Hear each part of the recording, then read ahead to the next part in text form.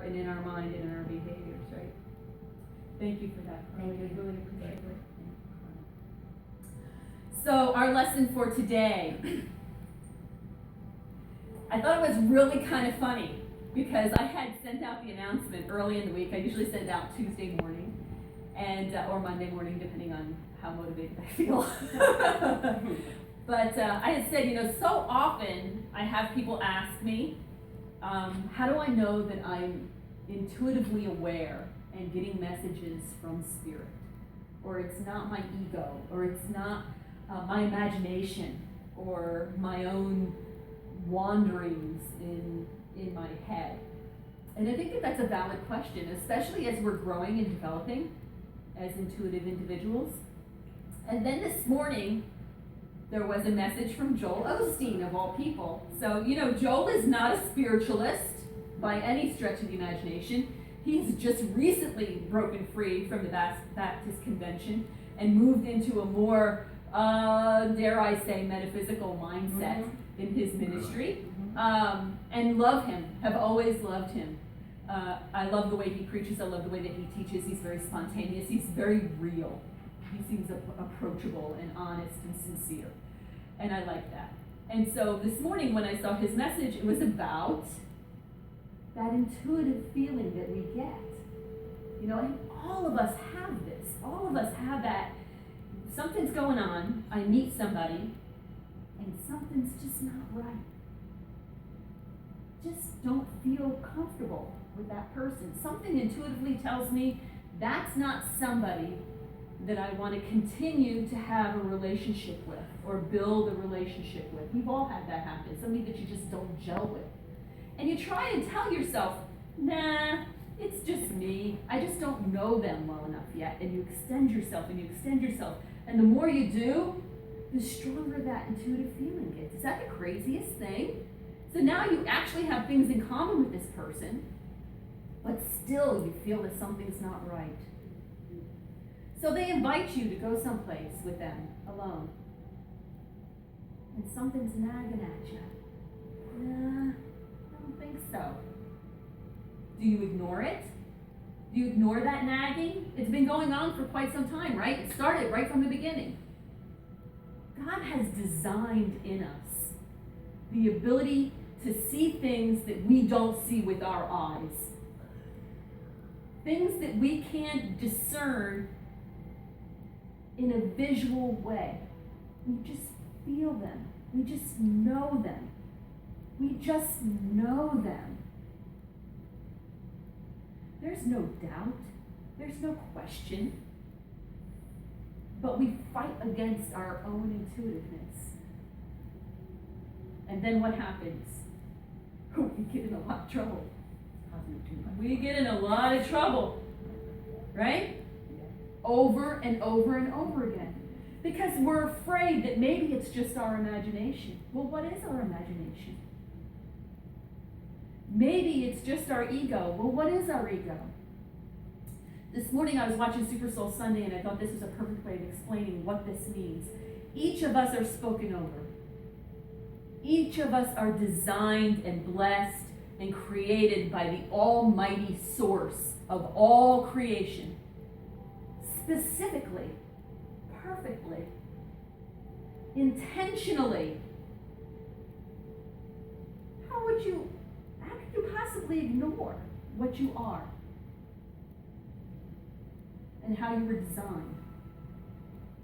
It's like waking up some morning and saying, I am no longer a human being, I am now a dog. I will behave like a dog, I will think like a dog, and I will live like a dog. You are what you are. You're created a specific way with a set of skills. It'd be foolish not to use them. Foolish not to use them. Okay? So we all have this skill set. We all have these abilities. We need to be more mindful of them. Buy into them. Use them. Listen to the warnings and the blessings the Spirit gives us. When something is right, you know it's right. When something is wrong, you know it's wrong. You know. You just know. So the other question is, what about messages that I get from Spirit? What about dreams that I have that I feel I must share with another person if they're involved in a dream or a message? Or visions that I have that come over me? These are really powerful things that happen in our spiritual life, especially in this community. You know, we encourage that. We encourage that communication with Spirit, yeah? Communication with the Holy Spirit of God that is the active force of God in your life. So how do I discern that? It is not me creating or God creating, Spirit creating. Well, there's some real easy ear markers here. If it comes from fear, it's not from God. Yeah? How easy is that? If it comes from fear, then it's not from God. If it comes from anger, it's not from God. If it comes from a place of confusion, it's not from God. If it comes from love, that's from God. If it comes from peace, that's from God. If it comes from understanding, so now you have a clearer picture of how things should be, a clearer picture of how the universe operates, how we connect to each other. When that understanding is revealed to you through Holy Spirit, that's from God. Does that make it easier? Sometimes. It's just examining the emotions and the feelings and the place from which those visions, dreams, and messages come. It's being honest with yourself when you are revealed in that way. So you have to use a gift and a skill that God has given you. Discernment. You can hone that in your mind because you know when you're telling the truth and when you're not. But the first person you must be honest with is yourself. And again, if it comes from fear, it's not from God. If it comes from anger, it's not from God. If it comes from confusion, that's not from God. God gives clear, concise messages. You understand them. He's not going to send you something you don't understand. Understanding comes from God. Understanding comes from God. Love. God is love. Love is God. Right? Simple. Very simple. Peace. A shalom. It's the peace of God that resides within us. That's from God. If you can share that with another human being, what a beautiful gift. That's a message from Spirit. So not a long message this morning. You're going to use your discernment. Hone your skill set.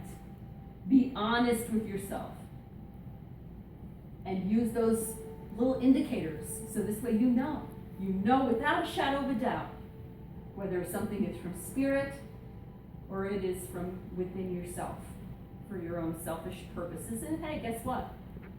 We are all selfish sometimes. We are imperfect creatures in the flesh, working towards perfection and holiness, in line with Spirit. Okay? And I leave that with this blessing.